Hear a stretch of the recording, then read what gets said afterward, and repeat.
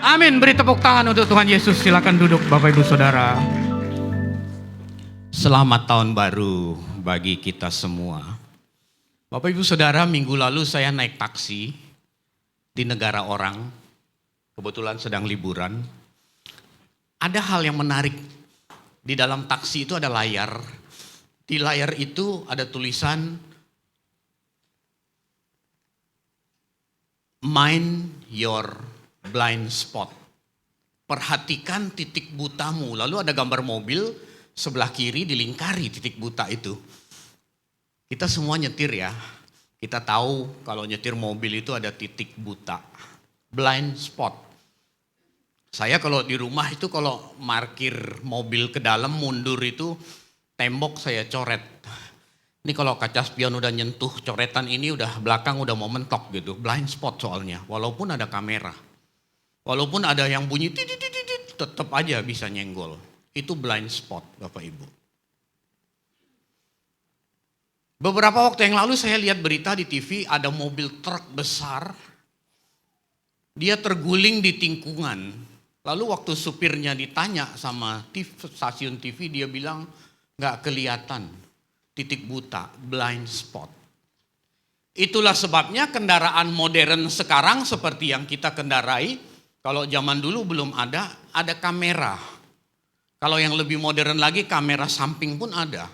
Ketika kecepatan Anda rendah, lalu Anda pasang lampu sein ke kiri, itu kamera kiri langsung nongol. Belakang apalagi, depan juga ada. Kita membutuhkan, kalau lagi berkendaraan, membutuhkan pertolongan kamera, pertolongan sensor parkir, dan pertolongan tembok yang dicoret itu. Kalau saya di rumah begitu. Saya coret warna hitam, kalau kaca spion kiri deket situ udah belakang udah mau mentok gitu. Bapak Ibu, pengalaman itu, peristiwa dalam taksi yang saya lihat di dalam mobil orang, di dalam taksi itu, di layar kaca itu, ternyata ada pesan Tuhan buat kita. Itulah yang mau saya sampaikan kepada Bapak Ibu Saudara di awal tahun ini. Bahwa hidup kekristenan kita juga ada blind spot. Kalau istilah dalam Alkitab itu waktu kebodohan. Dalam bahasa Yunani itu agonia. Agonia itu waktu kebodohan. Nanti kita akan lihat ayatnya Bapak Ibu. Maka kalau mobil perlu pertolongan, hidup kita juga perlu pertolongan. Katakan amin. Itulah sebabnya waktu Tuhan Yesus mau naik ke surga, dia berkata di dalam Injil Yohanes, adalah lebih baik aku pergi, sebab dengan aku pergi, penolong itu datang. Itulah pribadi ketiga dari Tritunggal, itulah Roh Tuhan yang kudus. Blind spot yang saya maksud di dalam Alkitab, di dalam surat 1 Petrus 1 ayat 14 disebut waktu kebodohan. Kita baca dulu. 1 Petrus 1 ayat 14. Hiduplah sebagai anak-anak yang taat dan jangan turuti hawa nafsu yang menguasai kamu pada waktu kebodohanmu. Waktu kebodohan itu agonia dalam bahasa Yunani, artinya blind spot. Artinya sebuah titik di mana kita tidak bisa menguasai, lack of knowledge, ignorance, nggak peduli, ignorance itu tidak peduli, of moral blindness, kebutaan moral. Itulah blind spot. Dan setiap kita punya blind spot, dan blind spot itu tidak otomatis mati, walaupun kita dibaptis 7 kali. Itu waktu kebodohan, makanya Alkitab memberikan sebuah peringatan.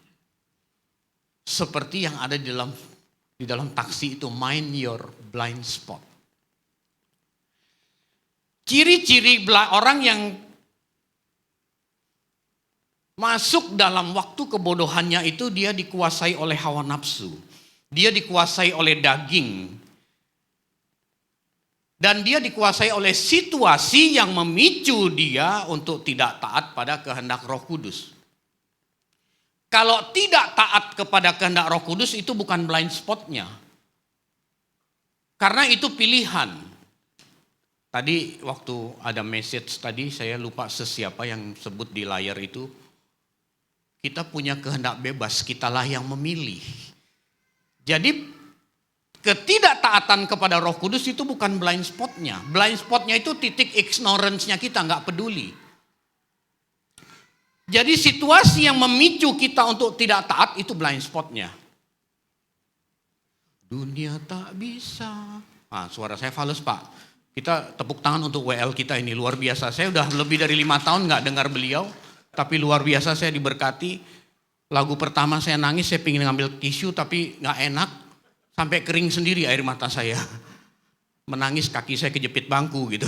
Bukan Bapak Ibu Saudara. Ini memang saya kenal lama beliau. Bapak Ibu Saudara, kita mau lihat seorang tokoh di dalam Alkitab Perjanjian Baru yang berkali-kali mengalami blind spot. Tapi endingnya dia bertobat. Dia banyak mengalami blind spot, tapi saya ambil 3 peristiwa besar saja yang dialami oleh pria ini. Kemudian nanti kita ambil pelajaran rohaninya buat kita. Dia adalah seorang Petrus. Petrus itu berkali-kali mengalami blind spot dalam pengiringannya kepada Tuhan Yesus. Tapi endingnya dia bertobat. Kenapa? Ketika peristiwa loteng atas, ketika peristiwa Pentakosta, Roh Kudus dicurahkan, terbuka matanya, diberi Roh Kudus, lalu dia mengoptimalkan fungsi Roh Kudus. Dia merubah blind spot kehidupannya menjadi bright spot, jadi titik terang. Ketika orang melihat perbuatannya, orang melihat perkataannya, orang mendapatkan cahaya Kristus. Jadi setiap kita punya blind spot.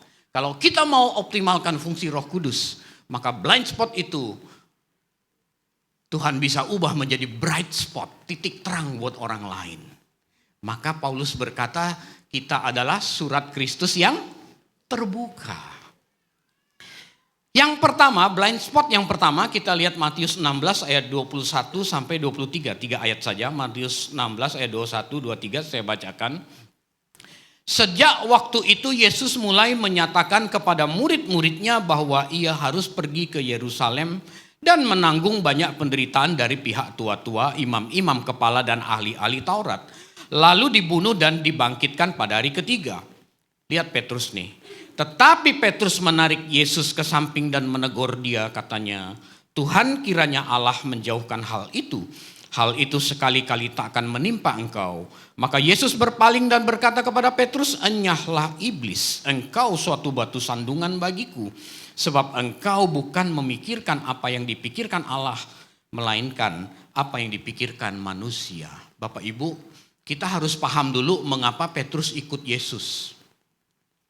Petrus ikut Yesus itu berharap nasibnya berubah. Petrus dan murid-murid yang lain itu harusnya kuliah, itu usia kuliah itu. Tetapi kenapa mereka tidak diterima oleh rabi? Kalau zaman sekarang kan kita daftar anak kita di perguruan tinggi. Kalau zaman dulu itu mereka sekolah di sekolah dasar, lalu mereka mau sekolah namanya Beit Midras. Beit itu bait itu rumah, midras itu madrasah gitu ya. Mau masuk asrama, mau sekolah Taurat, hukum Taurat. Mereka bawa transkrip nilai mereka, lalu mereka melamar. Semakin pinter hasil nilai seseorang itu, semakin banyak rabi yang mau. Satu orang rabi nggak boleh pegang banyak-banyak, maksimal 12 orang, belasan orang gitulah. Nah, murid-murid ini waktu ketemu Tuhan Yesus mereka ngapain? Mereka jadi nelayan. Nelayan itu sebuah pekerjaan turun-temurun. Kalau udah no hope itu larinya ke nelayan dah gitu. Kalau udah nggak ada kerjaan lain ya udah. Kalau konteks kekinian kita kan tinggal di rumah orang tua, tunggu orang tua jual tanah, nanti dapat warisan, nah begitu. Kalau di sana tuh jadi nelayan.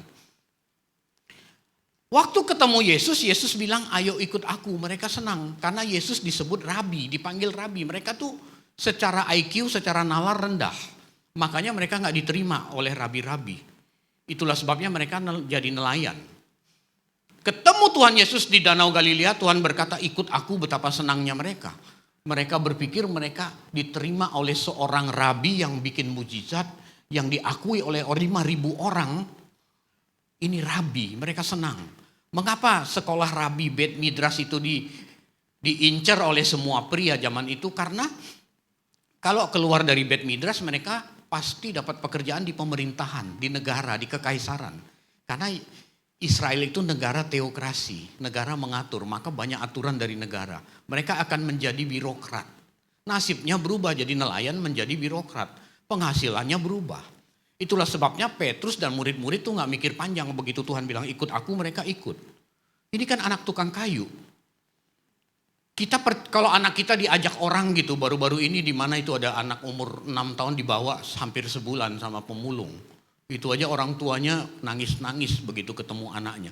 Mana mungkin kita rela bawa misalnya ada pemulung atau tukang kayu atau apapun itulah. Ayo ikut aku, lalu kita rela anak kita ikut dia.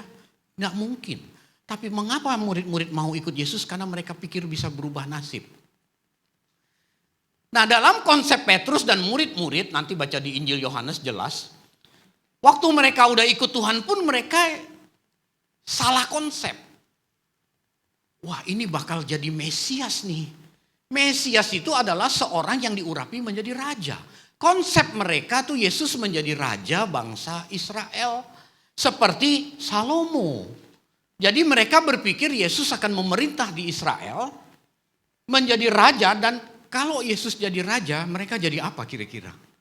Perdana Menteri. Menteri Kelautan, Menteri Kesehatan, udah pasti. Jadi mereka pikir ikut Tuhan pasti berubah nasib.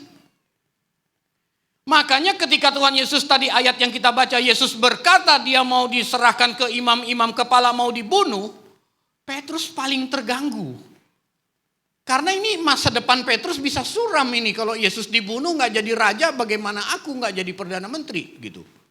Itulah sebabnya Petrus tarik Tuhan, dia tegur. Sekali-kali Allah akan menjauhkan hal ini. Tapi apa kata Tuhan Yesus? Kamu itu mikirin apa yang dipikirin manusia. Kamu gak mikirin apa yang dipikirin Allah. Aku jadi Mesias, kerajaanku bukan dari dunia ini. Tapi kerajaanku di kekekalan. Konsep manusia itu Yesus mau jadi raja di bumi ini. Itu konsep Petrus. Makanya Petrus terganggu. Bapak, Ibu, Saudara.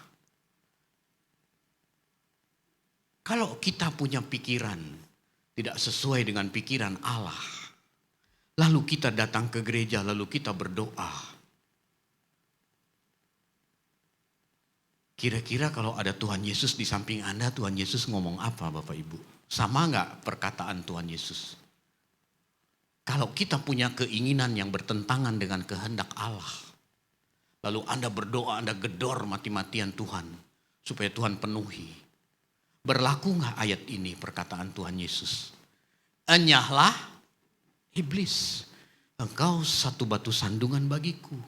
Engkau bukan mikirin kehendak Allah dalam kehidupanmu, engkau malah mikirin kehendakmu supaya Allah penuhi. Itulah sebabnya banyak doa orang Kristen itu nggak kejawab. Sebab apa yang dia minta bukan apa yang Tuhan mau kasih. Ini blind spot pertama dari seorang Petrus. Petrus itu walaupun dekat Tuhan Yesus, dia kesetanan, betul nggak? Tuhan berkata apa? Enyala iblis. Jadi zaman sekarang walaupun banyak orang ke gereja, ada nggak orang kesetanan? Bukan kesurupan yang kelihatan fisik, bukan. Tetapi iblis masuk dalam pikirannya. Memasukkan ide-ide yang bukan dari Tuhan. Membuat orang itu sibuk memikirkan dirinya, tidak memikirkan apa yang Tuhan pikirkan. Itulah kesetanan Bapak Ibu Saudara. Petrus tidak memberi ruangan kepada Allah untuk bertahta di dalam pikirannya. Orang yang tidak memberi ruang atau space kepada Allah untuk bertahta dalam pikirannya, sama dengan membiarkan iblis bertahta dan menguasai pikirannya. Membiarkan iblis bertahta dalam pikirannya sama dengan orang yang hidup dalam penguasaan iblis dan hidup dalam kegelapan. Sekalipun orang itu aktif ke gereja. Saya mau ulangi Bapak Ibu ya. Tidak memberi ruangan atau space kepada Allah bertahta dalam pikiran seseorang sama dengan membiarkan iblis bertahta dan menguasai pikiran orang itu. Engkau tidak memikirkan yang Allah pikirkan, engkau hanya memikirkan apa yang dipikirkan manusia. Membiarkan iblis bertahta di pikiran seseorang sama dengan orang itu hidup dalam penguasaan iblis dan hidup dalam gelap. Orang yang hidup dalam gelap pasti punya banyak blind spot. Mengapa? Karena dia tidak memanfaatkan sang penolong. Daging tidak bisa bersatu dengan kehendak roh. Kita itu hidup itu tiap hari dihadapkan pada pilihan, kehendak daging atau kehendak roh.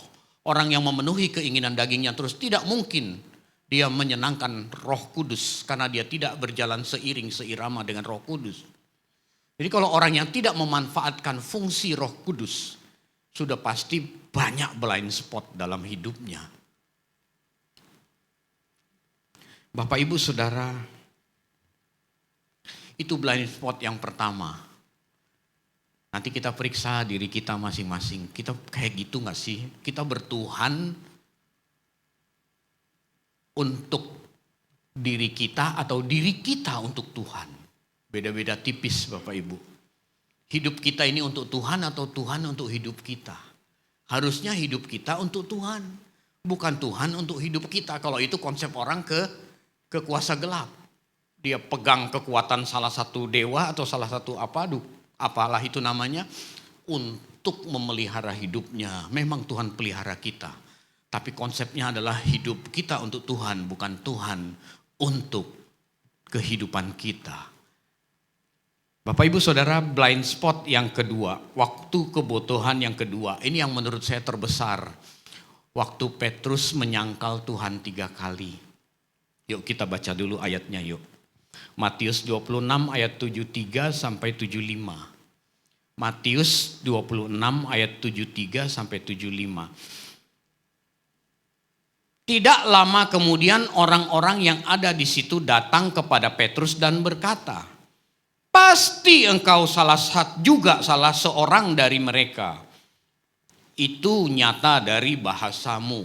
Mungkin persekutuannya Tuhan Yesus ini punya bahasa gaul tertentu yang gampang diciri oleh orang gitu loh. Dari bahasa, dari ngomongnya kamu pengikut dia loh gitu. Maka mulailah Petrus mengutuk dan bersumpah. Aku tidak kenal orang itu. Dan pada saat itu berkokoklah ayam. Maka teringatlah Petrus akan apa yang dikatakan Yesus kepadanya, sebelum ayam berkokok engkau telah menyangkal aku 3 kali. Lalu ini penting nih, ia pergi keluar dan menangis dengan sedihnya. Bapak Ibu, waktu Tuhan Yesus ditangkap murid-murid tuh kabur semua. Dulu saya pikir murid-murid penakut. Bukan loh, mereka gak penakut. Mereka dari kecil adalah anak nelayan. Mereka hidup di laut, ombak sebesar apapun mereka berani. Mereka terbiasa hidup mandiri. Waktu Tuhan Yesus ditangkap di taman aja, salah seorang ngambil pedangnya, serdadu, lalu motong kuping serdadu itu. Ini bukan orang penakut murid-murid, ini orang-orang pemberani. Tapi mengapa mereka semua kabur pada waktu Tuhan Yesus ditangkap dan diadili? Udah hopeless. Orang yang digadang-gadang bakal jadi raja, yang bakal ngerubah nasib kita, udah hopeless. Udah no hope. Bentar lagi dihukum mati. Ngapain lagi kita berharap, gitu loh konsepnya. Maka murid-murid kabur semua. Gak mau berharap lagi. Cuman di PHP mereka pikir begitu. Wong sampai Tuhan Yesus udah bangkit pun, udah mau naik ke surga pun, murid-murid masih ada yang tanya, masih gak ngerti konsepnya. Kalau engkau naik ke surga terus kapan dong Israel dipulihkan? Masih begitu nanyanya. Itu masih gak ngerti konsep murid-murid tentang Tuhan Yesus. Jadi murid-murid satu pun gak ada yang di sekitar pengadilan. Udah gak mau tahu, karena apa? Udah merasa kecewa, bukan takut, kecewa. Tapi Petrus satu-satunya murid yang masih coba-coba cari bocoran. Biasanya menurut tradisi orang Romawi, menjelang Paskah ini ada seorang penjahat yang dibebaskan, dapat remisi gitu. Kita juga gitu kan, 17 Agustus koruptor dapat remisi gitu. Di 17 Agustus ke depan remisi sampai 3 kali 17 Agustus bebas gitu kan. Petrus masih berharap Yesuslah yang dibebaskan. Makanya dia ada di sekitar pengadilan mau cari bocoran. Biarin teman-teman gue yang 11. Kalau benar ini Yesus yang dibebaskan, wah gue pasti dapat posisi paling utama gitu. Jadi wakil raja jangan-jangan gitu. Makanya dia ada di situ. Tapi ketika di recognize itu apa ya, didapati, diciri bahwa ini pengikutnya, dia nggak ngaku. Padahal sebelumnya Tuhan Yesus sudah ngomong, sudah dinubuatkan. Sebelum ayam jantan berkokok, kamu nanti akan menyangkal aku 3 kali. Taruh nyawa Tuhan, taruh nyawa. Dia bilang begitu. Pada saat dia mendengar ayam jantan berkokok, ini blind spotnya dia tuh. Dia blind spot, dia dalam keadaan terjepit ketakutan, lalu dia menyangkal dan dia bersumpah. Ini blind spot. Yang penting itu kalimat yang terakhir, lalu Petrus pergi keluar dan menangis dengan sedihnya. Ini berarti penyesalan. Dia mengerti blind spot telah dia lakukan. Dia tidak mengikuti tuntunan yang benar, tuntunan Tuhan. Tetapi dia mengikuti kehendak dagingnya. Dia menyesal. Jadi kalau kita bikin salah, kita kadang-kadang sering seperti Petrus, kita menangis dengan sedih. Kita meratap. Tapi apakah itu cukup? Tidak cukup Bapak Ibu. Kalau orang mengerti telah melakukan sebuah kesalahan atau melukai hati Allah atau berbuat dosa, yang harus dilakukan adalah minta ampun. Minta ampun itu juga nggak berhenti sampai di situ. Kalau udah nangis kan berarti orang menyesal. Pasti ada rasa pingin minta ampun dong. Kalau dia nggak sedih, tidak menangis, tidak mungkin dia mau minta ampun. Jadi kalau Anda berbuat salah, kita berbuat salah, lalu kita sedih, kita menangis, kita minta ampun sama Tuhan, itu nggak cukup sampai di situ. Sebab yang namanya orang minta ampun itu harus mencakup 2 hal Bapak Ibu. Pertama, sungguh menyesali perbuatan yang ekspresinya bisa sedih dan menangis seperti Petrus yang sering kita lakukan. Tapi yang kedua, kita harus bersedia berjanji untuk tidak mengulangi kesalahan yang sama. Anda boleh beri tepuk tangan untuk kebenaran ini. Harus sampai sini Bapak Ibu kalau minta ampun. Jangan hanya menyesal lalu minta ampun. Tetapi kita harus bersedia berjanji kepada Tuhan tidak mengulanginya lagi. Jangan bikin kekristenan itu seperti mesin cuci atau Anda seperti ke laundry gitu. Senin sampai Jumat sampai Sabtu bikin dosa, Minggu ke gereja bersih lagi. Nanti bikin dosa lagi, Minggu ke laundry lagi. Baju dicuci berulang-ulang begitu. Kekristenan tidak seperti itu. Roh Kudus bisa didukakan. Ketika Anda melakukan berulang-ulang Roh Kudus, sampai tingkat Anda menghujat Roh Kudus. Itulah salah satu dosa yang tak terampuni.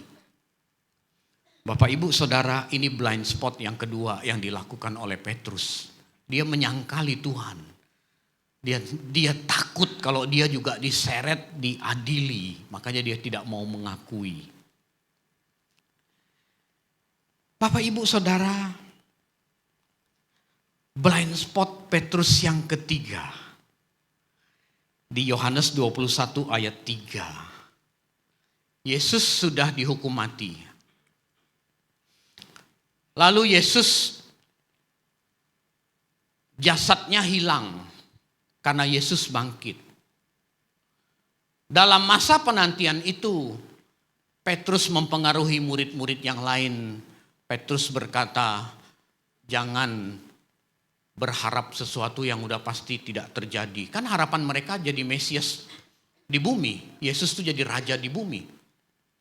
Memulihkan Israel, mengembalikan Israel pada kejayaan seperti zaman Salomo. Lalu mereka jadi hulu balang, mereka jadi pegawai pentingnya kerajaan. Makanya mereka bela-belain meninggalkan mertua, meninggalkan istri, meninggalkan perahu, jala dan lain sebagainya. Mereka ikut Tuhan karena nasib bakal berubah. Ketika Yesus sudah mati, Yesus bangkit.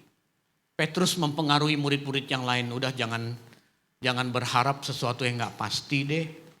Balik ke profesi lama kita jadi nelayan, mending cari duit. Petrus ngomong begitu, teman-temannya terpengaruh. Di Yohanes 21 ayat 3, kata Simon Petrus kepada mereka, aku pergi menangkap ikan. Kata mereka kepadanya, kami pergi juga dengan engkau. Mereka berangkat lalu naik perahu, tetapi malam itu mereka tidak menangkap apa-apa. Udah jangan di PHP lagi deh, cari duit aja, move on aja deh. Kira-kira begitu Bapak Ibu Saudara. Lagi-lagi Petrus dikuasai oleh hawa nafsunya. Itulah waktu kebodohannya. Tapi ketika Tuhan Yesus menampakkan diri, Ketika Tuhan Yesus sarapan sama mereka, nanti baca Yohanes 21, mereka nggak dapat ikan satupun. Mereka pulang sia-sia. Lalu ketemu Tuhan Yesus di bibir pantai itu. Lalu sarapan sama Tuhan Yesus makan ikan. Setelah itu Tuhan Yesus meninterogasi Petrus. Karena Petruslah biang keroknya. Kalau ada demo-demo gitu ya, yang ditangkap biang keroknya, provokatornya gitu. Nah kira-kira Petrus inilah yang memprovokasi teman-temannya gak percaya lagi. Maka Tuhan panggil. Tuhan tanya dia sampai 3 kali, apakah engkau sungguh mengasihi aku lebih dari mereka semua ini? Tuhan tanya sama Petrus, sampai akhirnya Petrus sedih dan dia sadar dia melakukan sebuah kesalahan. Karena dia memprovokasi teman-temannya untuk tidak percaya kepada Tuhan Yesus. Bapak Ibu Saudara, kita butuh penolong, katakan amin. Tuhan sudah kasih kita penolong. 2000 tahun yang lalu peristiwa Pentakosta. Di loteng atas Tuhan curahkan Roh Kudus. Dan Roh Kudus itu terpelihara sampai sekarang. Kalau setiap tahun kita memperingati turunnya Roh Kudus. Kita memperingati 2000 tahun yang lalu pernah ada Roh Tuhan yang turun menaungi kita. Harusnya kita mengoptimalkan fungsi Roh Kudus itu. Sehingga kita terhindar dari blind spot. Terhindar dari efek yang lebih parah dari kehidupan kita. Bapak Ibu Saudara. Petrus ini mulai terbuka matanya ketika peristiwa Pentakosta. Ketika Roh Kudus dicurahkan dia baru ngeh. Wow. Nah ketika kita meresponi karya keselamatan Tuhan Yesus. Kita itu diberi hak istimewa. Kita diberi kuasa untuk menjadi anak-anak Allah. Kuasa itu hak istimewa. Salah satu hak istimewanya adalah Roh Kudus. Makanya kita harus mengoptimalkan fungsi Roh Kudus dalam kehidupan kita. Bagaimana aku mengoptimalkan fungsi Roh Kudus? Hidup seiring seirama dengan Roh Kudus. Dengar-dengaran dengan Roh Kudus. Jangan dengar kehendak daging kita dan kehendak kuasa gelap. Dengarlah kehendak Roh Kudus, taatlah, berjalanlah seiring seirama dengan Roh Kudus. Anda mau dagang di pasar, mau jual sesuatu, Anda lihat pedagang-pedagang di sekitarmu rata-rata gak benar. Yang jualan bawang merah timbangannya udah diatur-atur gitu. Ditimbang sekilo sampai rumah 8 on gitu. Anda tahu itu rahasia umum semua pedagang di pasar. Tapi Anda berkata aku mau dengar-dengaran dengan Roh Kudus. Sekalipun aku tidak untung besar seperti orang lain. Tapi aku mau menyenangkan Roh Kudus. Aku mau taat pada Roh Kudus. Aku mau menyenangkan hati Tuhan. Sekilo ya sekilo.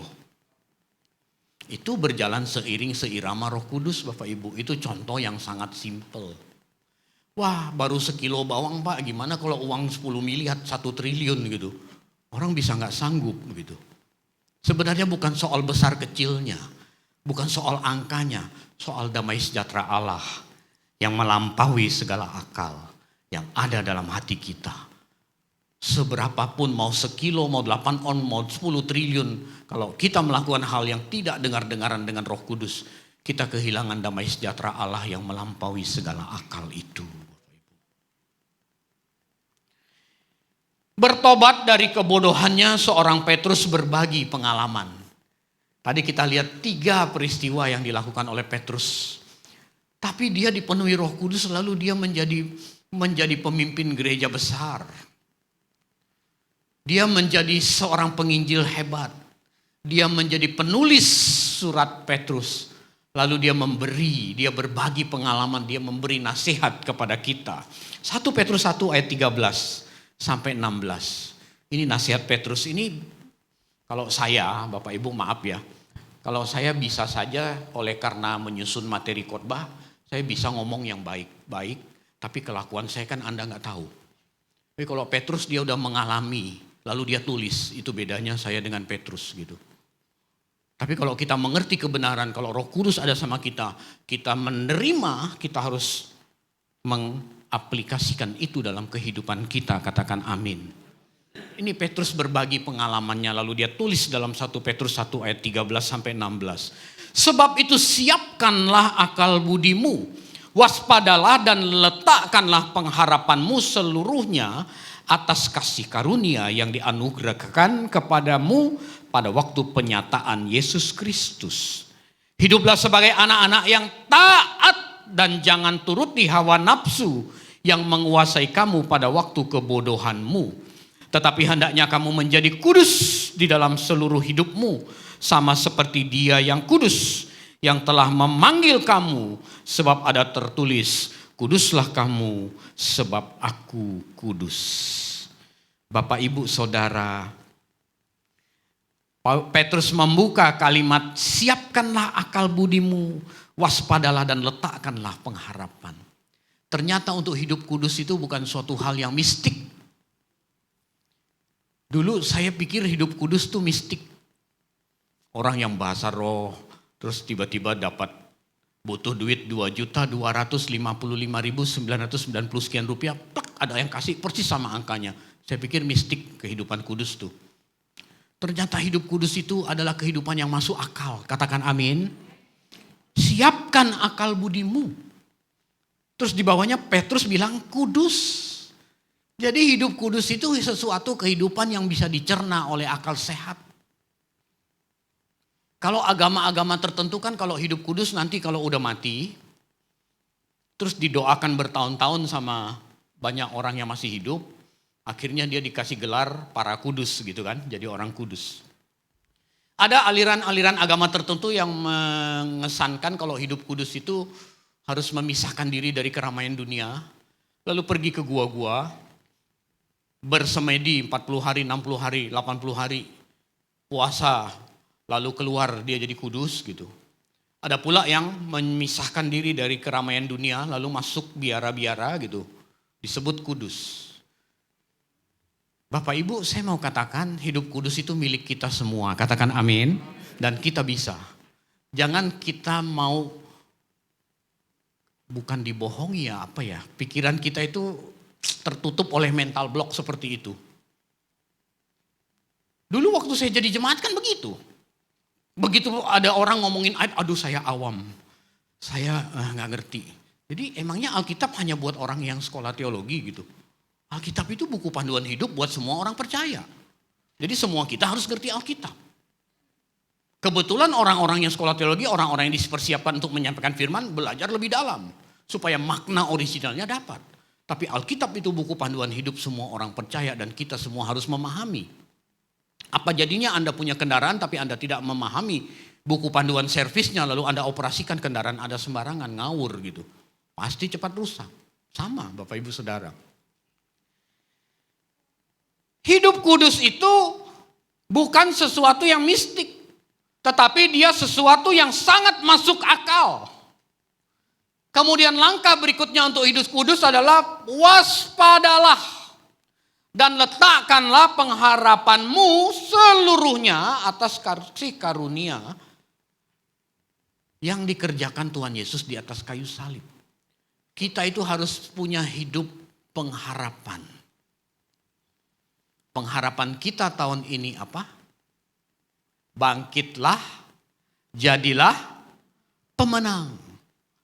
Bangkit dari apa? Dari karakter kita yang buruk. Dari keterpurukan segala hal, termasuk di dalamnya keterpurukan ekonomi. Kalau karakter kita dibetulin, kalau karakter kita bangkit, segala sesuatu itu akan mengikuti. Katakan amin Bapak Ibu Saudara. Tapi kalau Anda punya mental nyolong, mental korupsi, mental nipu orang, lalu mau bangkit dan jadilah pemenang, bagaimana caranya? Karakter itu harus dikikis habis dulu. Kenakan karakter Kristus. Baru bangkitlah, jadilah pemenang. Beri tepuk tangan untuk kita semua. Iblis itu selalu mencari titik lemah. Itulah sebabnya di surat Efesus Paulus bilang iblis itu berjalan keliling seperti singa yang mau. Dia cari titik lemah kita.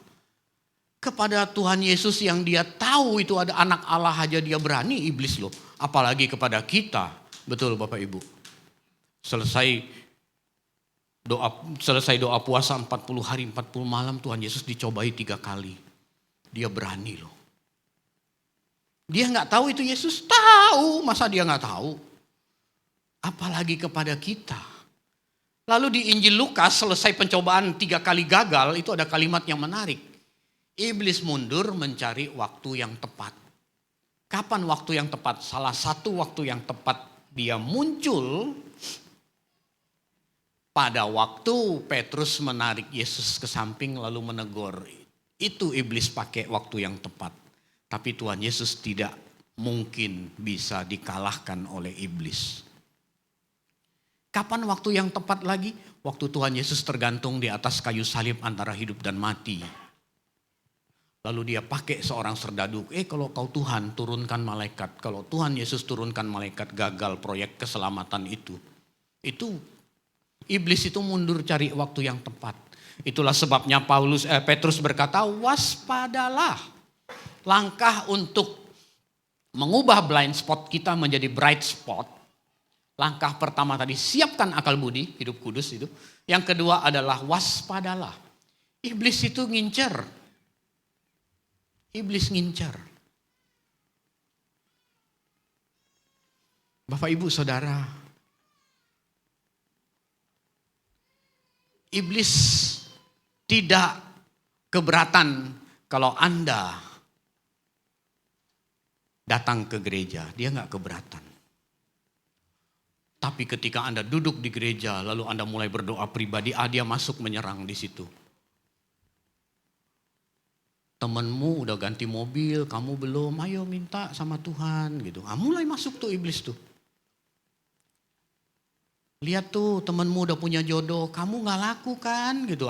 Mulailah Anda tuh, mulai merasa itu ketegangan hidupmu, Anda berdoa pagi, siang, petang, malam kepada Tuhan. Padahal Tuhan udah punya rencana yang lain gitu. Kalau ada Tuhan Yesus di sampingmu, Tuhan Yesus akan berkata, nyahlah iblis, engkau satu batu sandungan bagiku. Engkau tidak memikirkan apa yang dipikirkan Allah, tapi dipikirkan manusia. Loh Pak, masa minta jodoh gak boleh Pak? Ya boleh, masa gak boleh? Tapi apakah itu hal yang utama gitu? Coba lihat setiap kali malam pergantian tahun. Orang make a wish, berdoa. Coba apa yang didoakan? Anda terima WhatsApp yang indah-indah dari sahabat, dari teman. Bukan itu salah. Tetapi isinya apa? Rata-rata kesehatan, karir, jodoh, apalagi. Rata-rata itu kan. Ada gak Anda terima sesuatu dari orang, WhatsApp, ada wishes-nya orang lain, sahabatmu berkata, kiranya di tahun 2023, di tahun yang baru ini, karakter kita berubah menjadi semakin seperti Kristus. Jarang didengar. Nah itu kan hampir mirip dengan tema tahun ini. Bangkitlah, jadilah pemenang. Cuman pemenang itu harus dibedah lagi. Pemenang atas apa? Yang saya pahami, kita harus semakin hari semakin seperti Kristus. Kalau kita seperti Kristus, yang lain itu ngikutin Bapak Ibu. Makanya Injil Matius bilang, jangan kamu pusing apa yang dimakan, apa yang diminum, apa yang dipakai. Yang kita harus pusing adalah cari dahulu kerajaan Allah dan kebenarannya. Maka nanti semua akan ditambahkan. Semua tuh apa sih? Yang tadi itu, yang di atas makan, minum, pakai itu. Pemenuhan kebutuhan jasmani itu. Kalau karakter kita benar, maka semua itu akan ditambahkan. Tuhan, kenapa ya tahun 2023 ini sepertinya gelap sekali Tuhan. Aku nih memberi diriku untuk melayani kamu loh Tuhan. Gitu. Melayani engkau loh Tuhan. Tapi kenapa kayak jalan itu tertutup semua ya Tuhan.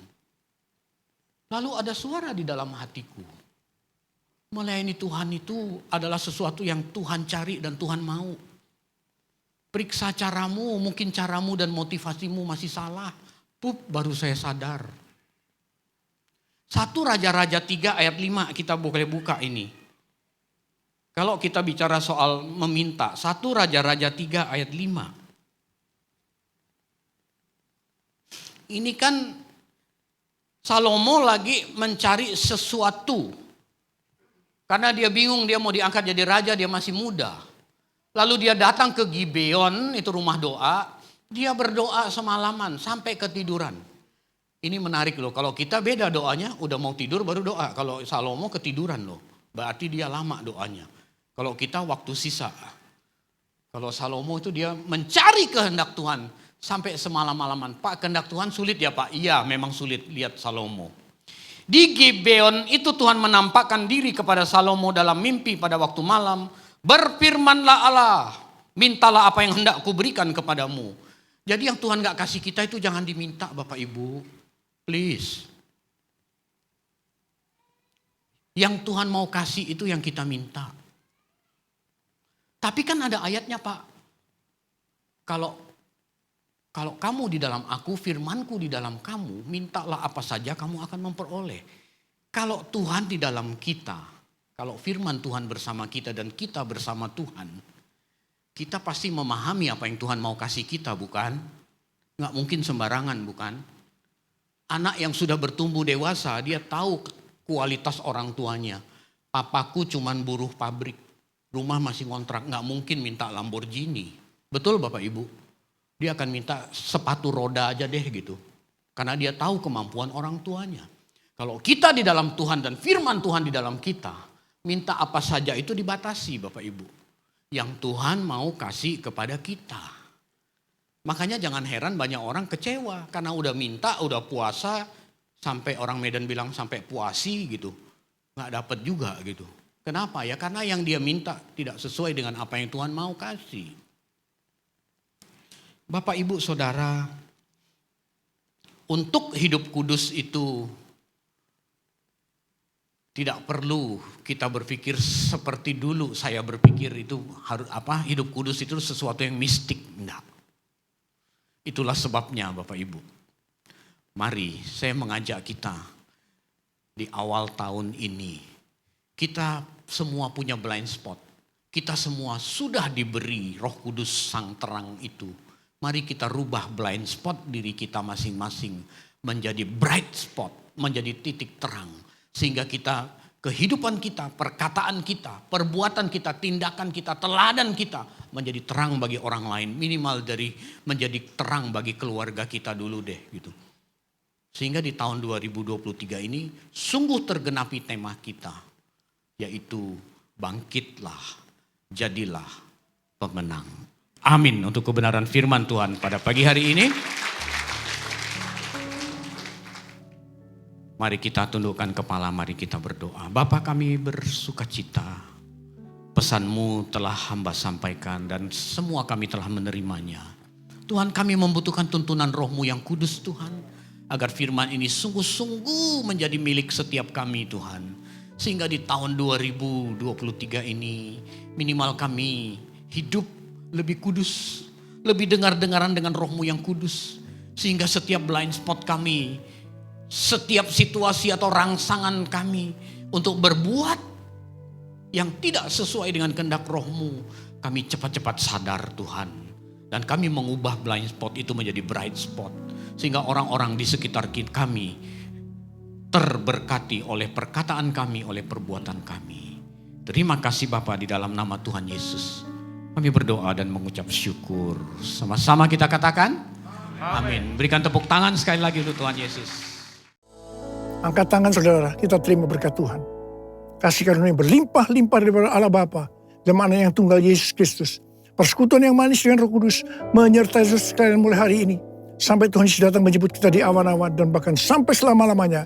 Yang percaya bersama-sama katakan, amin. Kelimpahan datang, saatnya bersorak, kesembuhan datang, yang lemah berkata ku